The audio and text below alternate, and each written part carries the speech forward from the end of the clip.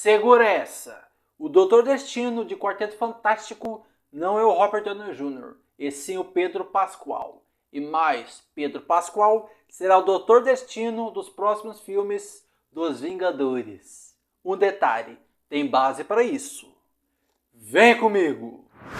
Fala, Geeks! A cena pós-créditos de Quarteto Fantástico Primeiros Passos levantou uma tonelada de teorias, pistas e possíveis reviravoltas. Mas segura essa. E se o Victor Von Doom que vimos não for o verdadeiro? E se o RDJ estiver sendo usado pela Marvel como uma isca? Uma jogada estratégica para esconder quem realmente vai interpretar o verdadeiro Doom nos próximos filmes. Vamos começar do início, a tal cena pós-créditos. A cena começa com um momento calmo, até reconfortante com Sue Storm e Frank Richards. Mas o tom muda quando o Destino está ajoelhado diante do Franklin. Mas o rosto dele permanece oculto. A câmera não mostra, só vemos a silhueta. Enquanto isso, Frank está tocando seu rosto, como se conhecesse aquele homem desde sempre. A tela escurece. Simples, né? Mas essa cena diz muito. E mais importante, deixa várias perguntas no ar. Primeira coisa, Franklin não sente medo. E isso, meus amigos, não faz sentido. Se pensarmos na relação tradicional entre Reed Richards e Victor Von Doom. Nos quadrinhos, os dois são rivais desde a faculdade. Eles disputam tudo: inteligência, honra, poder e até a liderança das grandes crises do universo Marvel. Victor, inclusive, culpa Reed por vários de seus fracassos. E por isso, a presença de Doom ao lado do filho Reed, em um momento tão íntimo, é totalmente inesperada. O gesto de carinho de Franklin mostra familiaridade, como se Doom fosse alguém de confiança, talvez até uma figura protetora. Aí você começa a se perguntar, peraí, será que esse Doutor Destino é o mesmo que conhecemos dos quadrinhos? Ou estamos diante de algo completamente novo?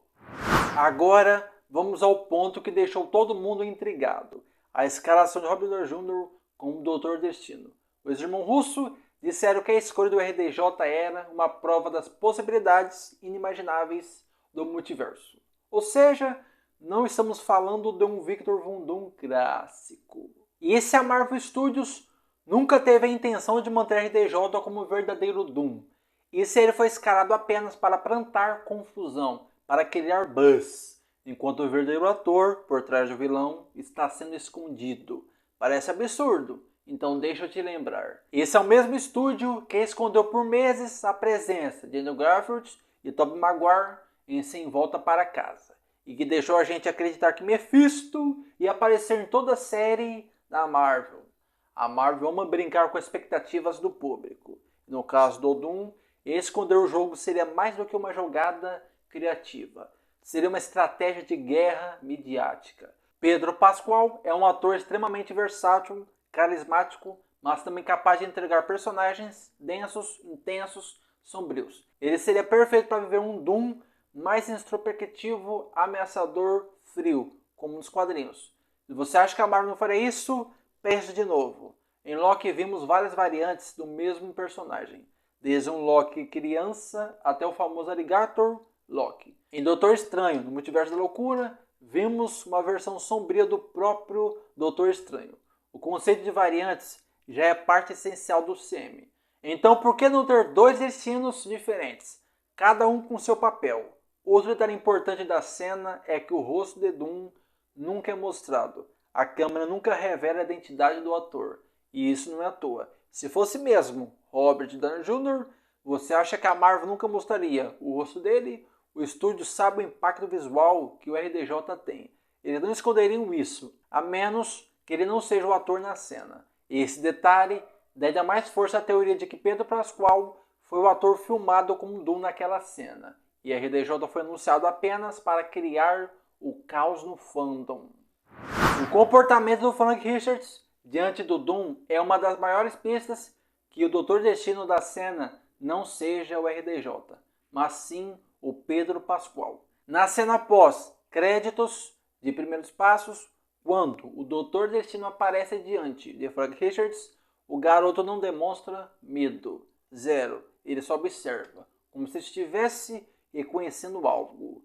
E é aí que começa a teoria. Esse Franken não tem medo porque ele reconhece aquele rosto. E se, por baixo da máscara, estiver o rosto do seu pai? Não do Robert Downey Jr., como muitos acreditam, mas do Pedro Pascal, uma versão alternativa de Reed Richards que se transformou num Doutor Destino. Essa leitura muda tudo. Transforma a relação entre herói e vilão numa disputa familiar e multiversal. E talvez seja essa a intenção da Marvel desde o início. Agora vamos falar de algo mais técnico, mas igualmente simbólico. A voz de Pedro Pascal. No filme, Pascal interpreta o Reed com uma voz mais suave, mais calma, quase contemplativa. Mas, se você já assistiu The Mandalorian, sabe muito bem que ele é capaz de mudar completamente o tom, adotando uma voz muito mais grave, poderosa e até intimidadora. Essa habilidade vocal não é apenas uma demonstração de talento. Ela pode ser uma pista clara de que o próprio Pascal interpreta dois personagens com registros vocais opostos. Primeiro, Reed Richards, controle e razão. Segundo, Doutor Destino, intensidade e escuridão. Na prática, você pode ter visto os dois em cena, sem perceber. Vamos falar de simbolismo? Durante o filme, vemos algumas cenas aparentemente irrelevantes, como dois gêmeos assistindo ao lançamento da nave do quarteto pela TV, ou cartaz do filme fictício The Imperial Teams, em cartaz no RKO Palace. Mas essas coisas não estão ali por acaso. Esse filme não existe. É uma criação da própria Marvel dentro do universo do filme. E o título, O Gêmeo do Imperador, pode ser uma referência direta ao arco das Guerras Secretas, onde o Doutor Destino se torna o Imperador Deus de um novo mundo. Ou seja, esses gêmeos podem ser metáforas para duas versões de uma mesma pessoa. Reed Richards e sua variante corrompida, que se tornou Destino. Isso, meus amigos, é Marvel sendo Marvel, plantando sementes. Agora um detalhe que quase ninguém notou, mas que pode dizer muito. O título da música da cena pós-créditos. Composta por Alan Silvestre, a faixa se chama Doom. O que esse ponto de interrogação está fazendo ali? O título não é Dr. Doom nem Doomrise. É Doom. Como se a própria trilha sonora questionasse a identidade do vilão. Isso pode ser um indicativo claro de que o Doom que estamos vendo talvez não seja o Doom que estamos esperando. Ou seja, não é Robert Downey Jr. por trás da máscara. É outra coisa. É Pedro Pascal. Hora de entrar nos quadrinhos.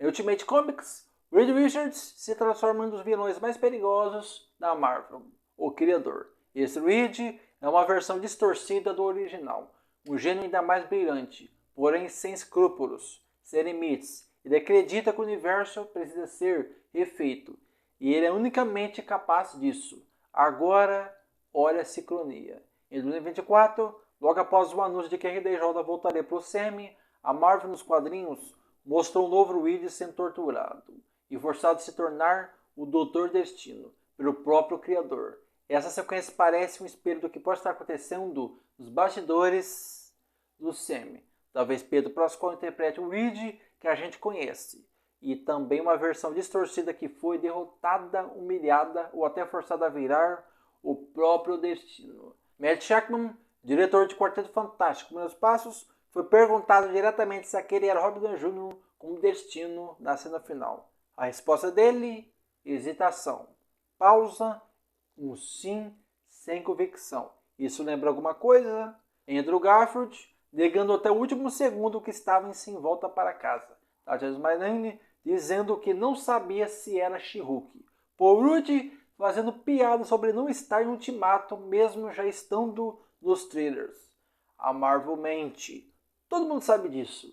E mente com gosto. Portanto, não podemos levar esse sim ao pé da letra. Pelo contrário, a hesitação pode ser a verdadeira resposta.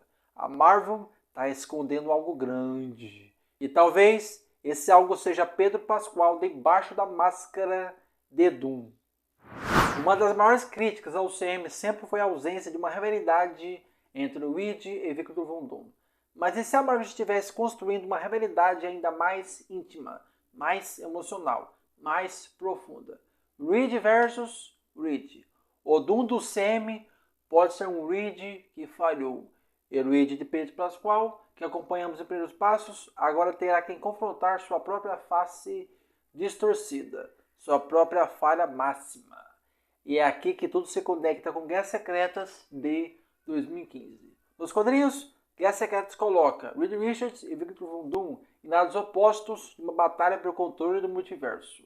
Agora, imagine o impacto de levar isso para os cinemas com um único ator, Pedro Pascoal, interpretando tanto o herói quanto o vilão. Agora, vamos falar dele. O retorno do Robert Jr. foi confirmado, sim.